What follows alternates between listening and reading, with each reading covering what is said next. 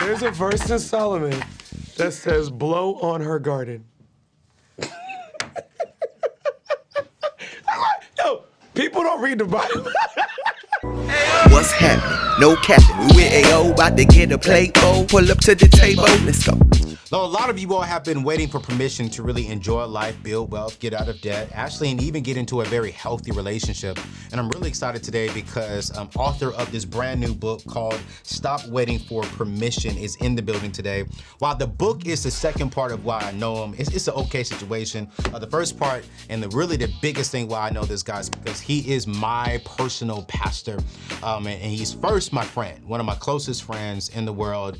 But second, he is my spiritual leader. He is my pastor. He sometimes gets on my nerves when he gets into the pastor role because he has to pastor me. But I think that's why I love him first, because before he became my pastor, he became a real close friend.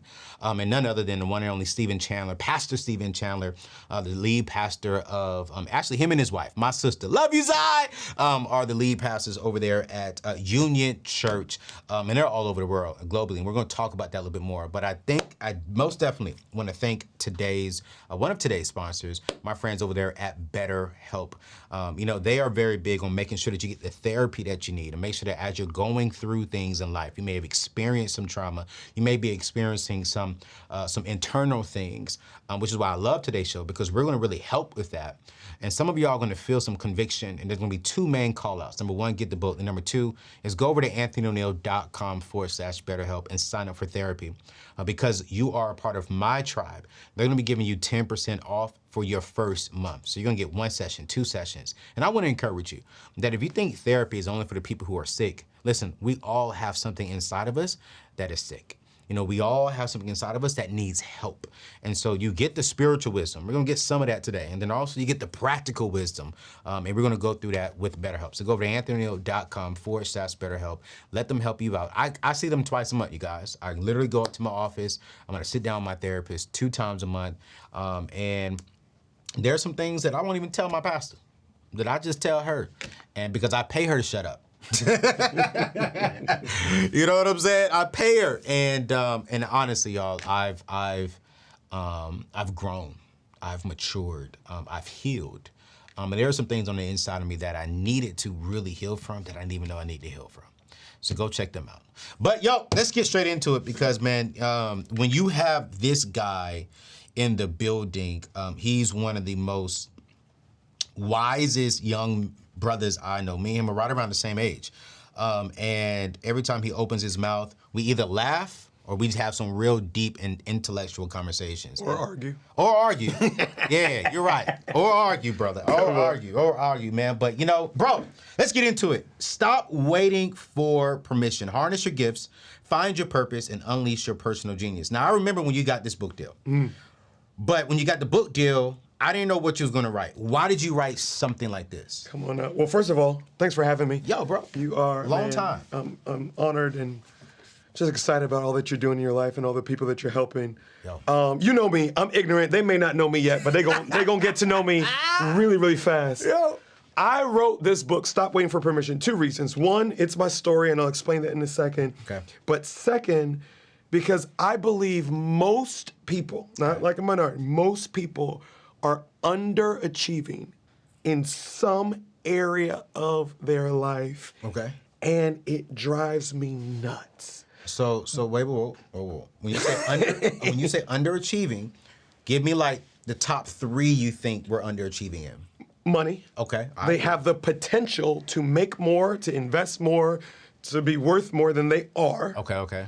Relationships. They have the potential to have better marriages, to be married, to have better friendships and all that other good stuff. Okay. And they're not. Okay. And just their health. Yeah. Their faith. Yeah. I mean, most people are settling for average. Ooh. When there's greatness inside of them. Ooh. And they don't even know it. So from your chair as a pastor, as a man, why do you think we're underachieving? Like, why are we settling for average? I think there's a couple of reasons. I think one, because the majority of people are average. Ooh.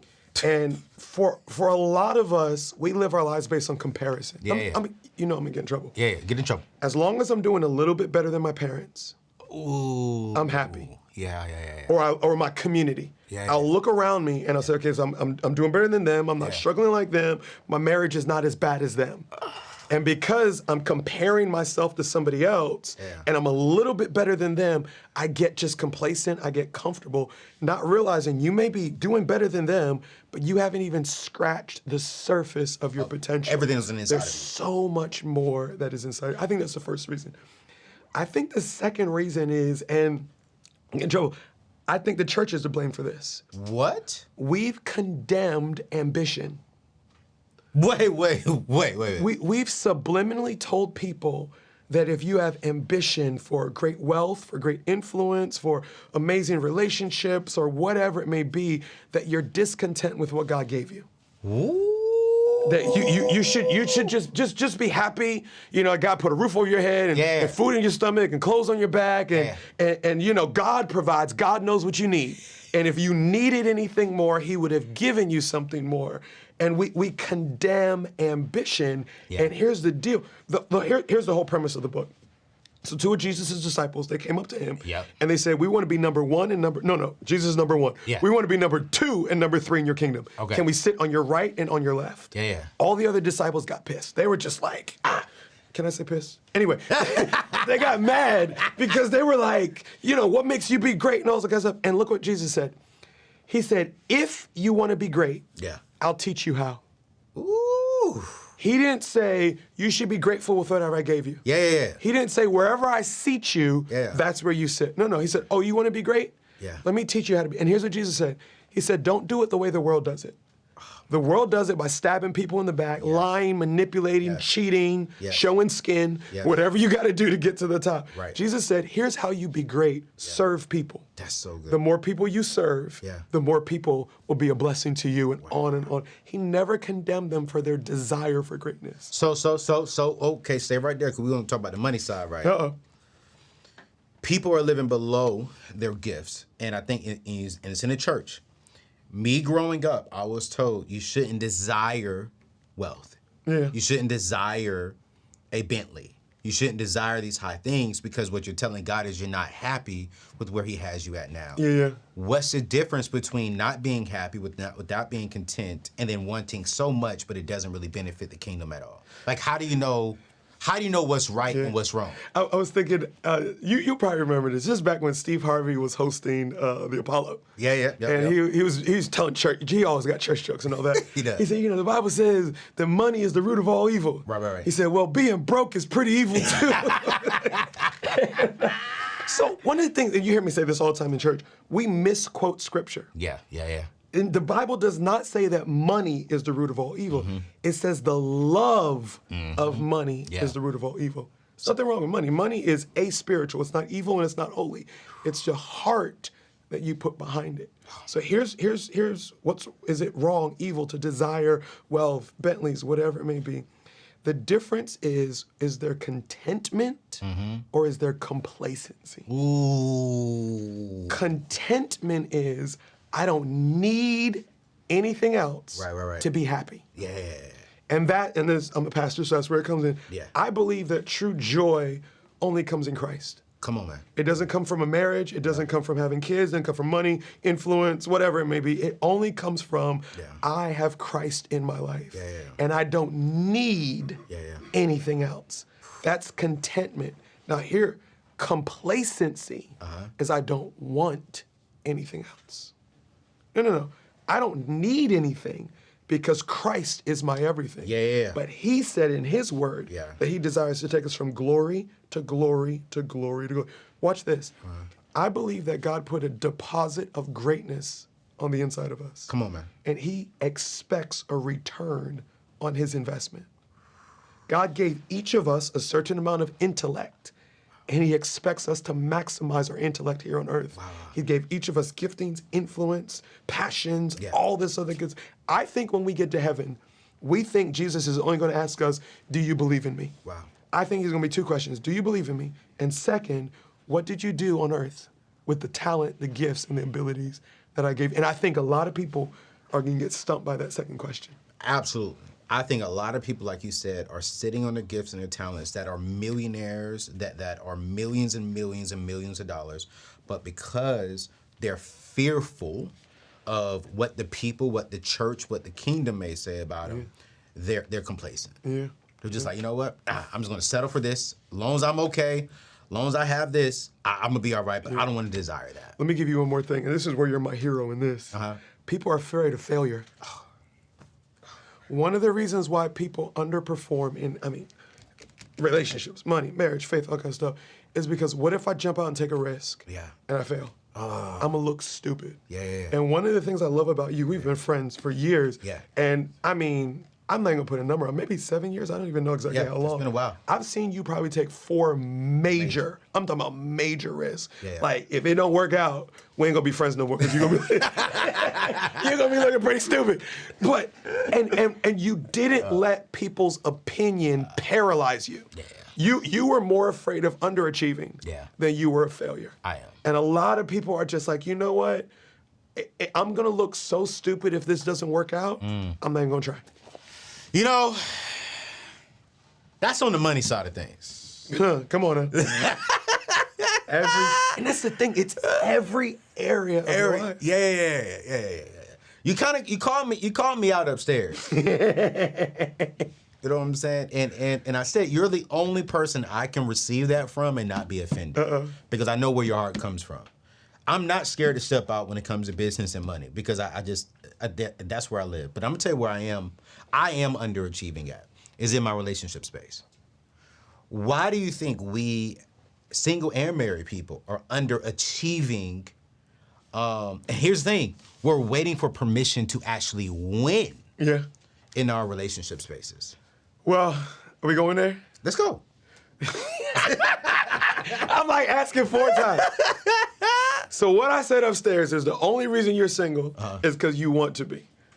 Not because you don't have options. I agree. And you said, why do we underachieve? I think a few reasons. One, we gravitate to easy wins. That's true, bro. Wherever I win easily, I'm gonna put my energy there. So you have people, I'm not one of those people, I hate these type of people, that they're just naturally muscular.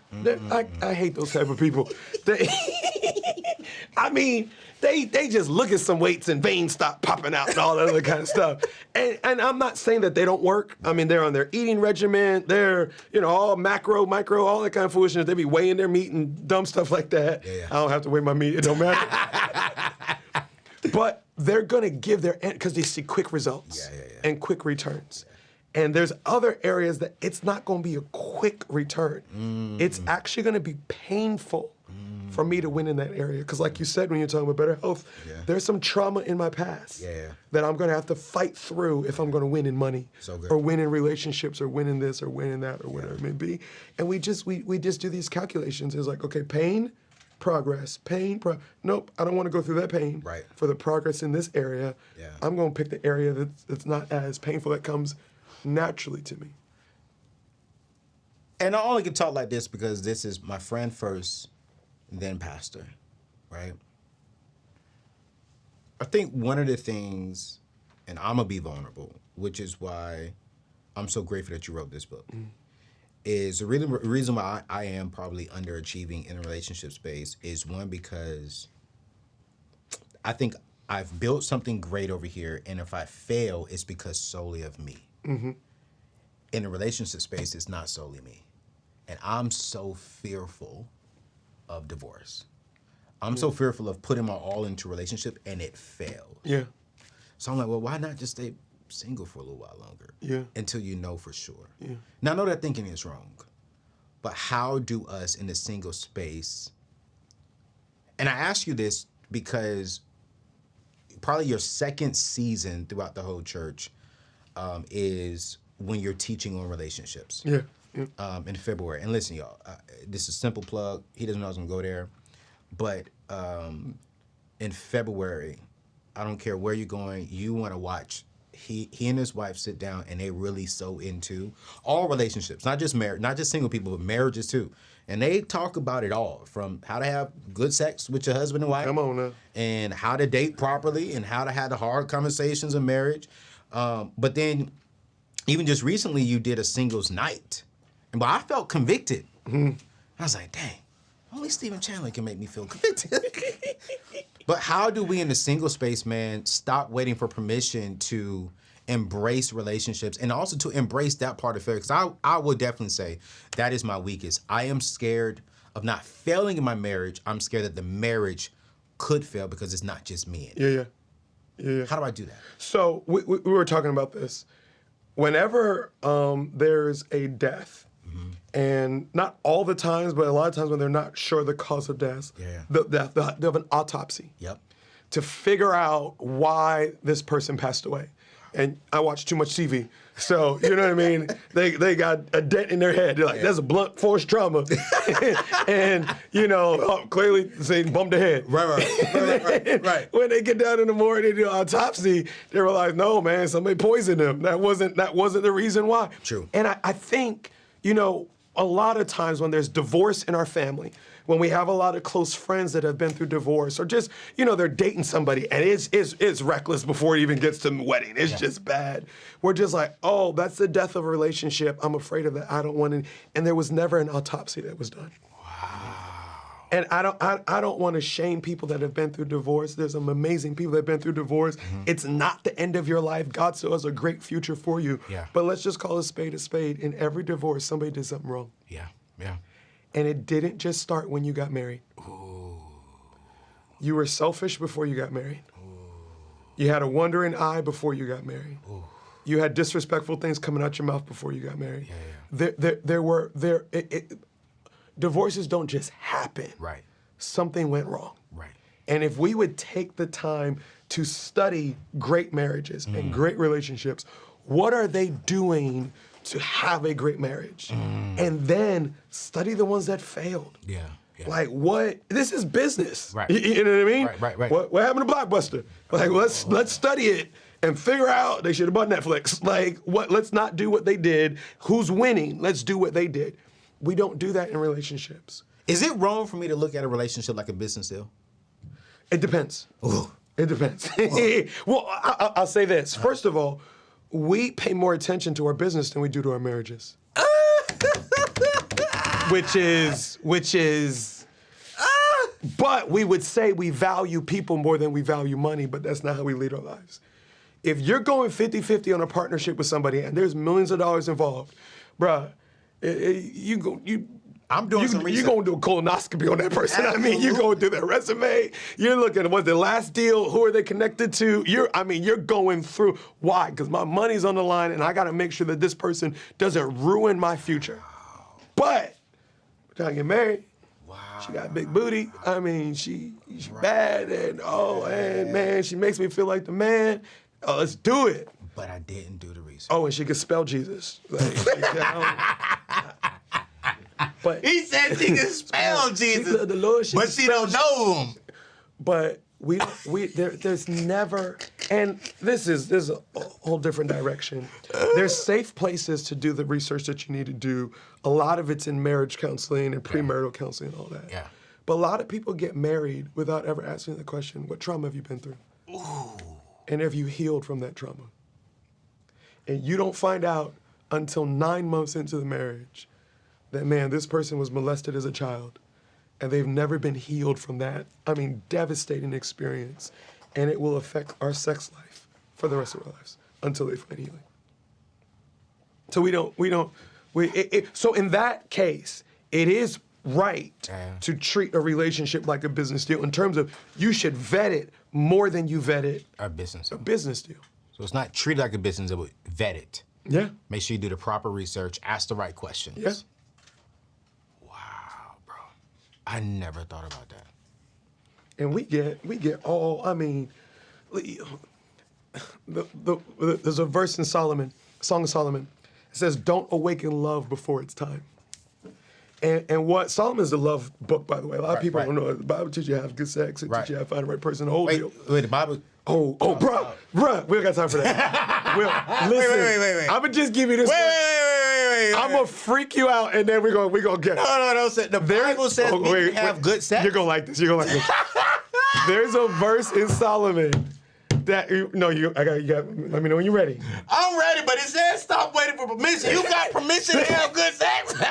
There's a verse in Solomon that says, "Blow on her garden." Yo, people don't read the Bible. Where'd he go? He's gone. Come back. Okay. Anyway, okay, come My mind just went somewhere else, bro. Stop waiting for permission. Okay, come back. You do need permission for that. Yeah, Anyway. you do need permission. It's called a license, marriage license. But once you get married, Dear Jesus, you got help us. permission. Hey, I forgot your question. I didn't know what you asked. Okay, come back. So the Bible says A lot of things. Go ahead, I'm listening. No. Okay, regroup. Welcome back to the table. You guys. This is why he's my friend. This is why he's my pastor. Because you just keep it real, man. Do you believe... I'm curious. So you talk about single people. And then we're going to do this and we're going to something else before we end the show. Because I really want people to get this book. Seriously. We gotta get Diddy. We got to get this book. You have to get this. This is a New York Times best-selling book. It just came out yesterday, the 27th, right? Yep. And I'm telling y'all, man, this book will make it so good. And then also, he has this book. And then, listen, one thing I'm very big on is just writing and studying. And you can come out and get this book as well, which is Stop Waiting for Permission. And this is the study guide to where he walks you through some things. But it makes no sense to get this if you're not getting this. Get the foundation first, and then later on get this, But in a marriage, why do you think marriages are living underneath their potential? Well, if the majority of people are not married or divorced, just by the fact that I'm married means that I'm doing better relationally than a lot of people. Wow. So it goes back to the complacency. Okay. It's, we're good. We're fine. Like, we don't agree on money. Okay. I'm really frustrated that her family keeps on coming over. Yeah. But we're doing better than whatever. And then, sometimes it goes back to fear. It's just like, I don't want to mess up a good thing. And our marriage is not great, but it's not horrible. Yeah. And if I bring up some stuff that I think can get better, they might not respond in a good way. Wow. And then I ain't gonna get laid for like 4 days. So I just keep it to myself. Oh, Jesus, 4 days. That's a different in marriage? conversation. That is a whole Some people like 4 days. That'd be great. Try 4 weeks. Anyway. Wait, married people going 4 weeks? Listen. Stop. Back to the topic. Stop waiting for me. Maximize your potential. Hey, maximize your potential, man. And listen, man, you guys, at the table, we have my friend and my pastor, Pastor Stephen Chandler, who is the author of this great new book that just came out yesterday called Stop Waiting for Permission. How to harness your gifts, find your purpose, and unleash your personal genius. Man, he is the lead pastor, the senior pastor of my church, Union Church, here in the DMV area, and also launching in Charlotte here next year with another one of our good friends there, being the campus pastor there. And I'm really excited about having him at the table. It's been a long time coming to have him at the table. I want to make sure we had him at the right time because out of all the people that have been at the table, he's definitely in my top 5 because this is just not my friend, but he gives me all the wisdom. I mean, we talk about a lot of things. We talk actually often about building wealth for our families, for our kids. And so I want to thank our next sponsor, our second sponsor of today's show, Prize Pool. You can go over to anthonyoneal.com/savings because a lot of you all are not saving. And in today's day and time, we need to make sure that we have a fully funded emergency fund. And that's also another reason why he wrote this book, because you're living under potential when it comes to your finances. And one of the good things to do to get out of that is to get a fully funded savings account. Okay, so my friends over at Prize Pool, if you open up their account today and put just a minimum of $300 in it, and if you already have a Prize Pool account and you do not have $300 in it, they're gonna give you an extra 10,000 tickets to go towards their grand prize of $25,000 or $10,000 at the end of the month. But throughout the entire month, they're giving away $500, $1,000 on top of their high interest that they're guaranteeing. So y'all know me, I don't really suggest that you have an emergency fund at your local bank because your interest rate rate is not high. I want you to go to a high yielded savings account, and the majority of those are online. And this particular company is Prize Pool. So go to anthonyneal.com/savings account, not savings account, anthonyneal.com/savings. It should be on the screen if you're watching this on YouTube, and the information should be in today's show notes if you're listening to this on podcast. So open up an account. But also, we're going to have Pastor Stephen's information, all of his information, his Instagram, his church website, and also the link to this book in today's show notes. You can check that out because I really want you all to get this book because I'm telling you, it's going to bless you. I read it. I haven't read all of it yet. I don't want to lie because my pastor's at the table. I've only read the first 3 chapters, and I'm actually enjoying it. You know, and I know that you all will enjoy it. So this is going to be the book of the rest of the month, actually for the rest of this month and going into October as well. So we're going to support my pastor, support my friend, and we're going to do it. So what else is in this book that you think is a game changer? So I got to clean this up because I told everybody they're underperforming. Now they're going to be mad at me. It's not this elitist, y'all suck, you get your life together. Yeah. I was underperforming in a major area, a lot of areas of my life. Yeah. And I was waiting for somebody to open a door for me or to do something for me. Wow, okay. When I realized, and it literally was just God taking me on this path, that everything that I needed, he had already placed inside of me. Yes, sir. I just didn't know how to access it. I didn't know, I was impressed with other people. I didn't know there was anything impressive about me. Yeah. In one of the chapters, one major key to maximizing your potential is becoming what I call an aggressive learner. Aggressive learner, okay. There are great people around you, and there are systems or processes to greatness. Yeah. And if you'll study those people, you can actually apply some of those systems to your life. So I tell the story of Sean Diddy Combs. And a lot of people don't know this, but before he was who he is, he was a nobody. Yeah. And somebody told him that there was a pizza shop that Heavy D would eat pizza at. He would go to this pizza shop almost every day for a year straight. Wow. Just trying to pretend like he accidentally bumped into Heavy D. Yeah. After a year of stalking Heavy D, he bumps into him, conversation, and he does what he does, just a people's person.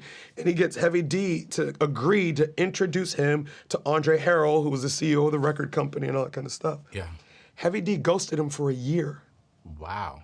So he stalks Heavy D for a second year, finds out where he lives, and is like walking in front of his gate or whatever. One day he runs into him. Hey man, you told me you put me on. He's like, yeah, I did. Come by the studio. I'll make a long story short. He meets Andre Harrell. Okay. Interns for his record company for 2 years for free. He was in school at Howard University. Yep. He'd go to school Monday through Thursday, take the train up to New York, work from Thursday to Sunday, come back to school, and did that for 2 years for free. We're 4 years into it. Wow. Year 4, the talent manager quits. Andre Harrell's like, I'm looking for a new talent manager. Diddy, you ain't the one. I don't even know if he called him Diddy back then. I'm just like, Sean, you ain't the one. Yeah. And he's like, cool, that's fine. Can I do that person's job for free until you find a replacement? You don't got to pay me, and go ahead and fill the job with someone who's qualified. Wow. But just let me do it for free. He's like, fine, do it for free. So he's doing it for free. He discovers this little known, insignificant, not that talented artist named Mary J. Blige. And the rest is history. History. Good God. We don't apply that a level of aggressive pursuit to maximizing certain areas of our lives. Wow. If I want a great marriage, I'm gonna find somebody that has a great marriage. Yep. And I'm gonna watch their kids for free. Yeah. I'm gonna do something to get into their world, and it'd be like, can you mentor me? Can I just watch? What's it like to be a man that's fully man but yet serves his wife and humble? Finances. Yeah. How do I get around Anthony O'Neill? Man, can I, just serve can I be an intern? Can I, I'm probably getting emails for interns now or whatever it may be. Email me. I've seen you do this. Yeah. Just get around great men and women and be like, I don't want anything. Nope. You don't got to pay me. Nope. Just, can I be a fly on the wall? Yeah. Maybe can I ask 2 questions when you're done? Yeah. Can I just learn? Yeah. And I'm going to find principles of success just from the way great people live their lives. So before I joined, before I came here, right, before I moved to this area, I used to serve at this church called Bethel Church, Bishop Rudolph McKissick Jr. What up, Bethel? and he would have a marriage conference. And he would say literally from the pulpit, this is for married people. Yeah. Well, I was on staff, so I had access to the building. Come on now.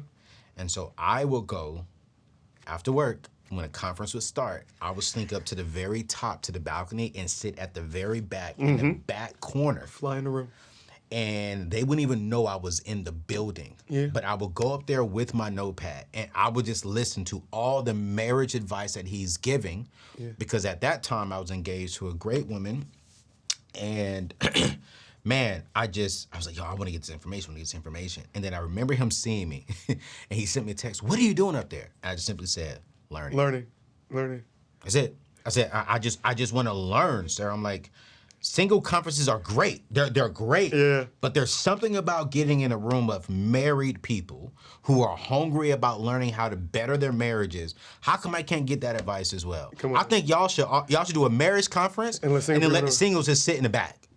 We're not gonna talk to y'all, but y'all wanna learn? Sit in the back. But we're going to be talking about stuff that y'all can't do, so I'm just saying. Anyway. Let me give you this. So actually, this is where we met. We met at Bishop Jake's Pastors and Leaders Conference. Yep. I'm getting in trouble. I've never told this story before. So, he has his main session, then he had breakout sessions. Right. So he had one breakout for churches that were 500 and under. Yep.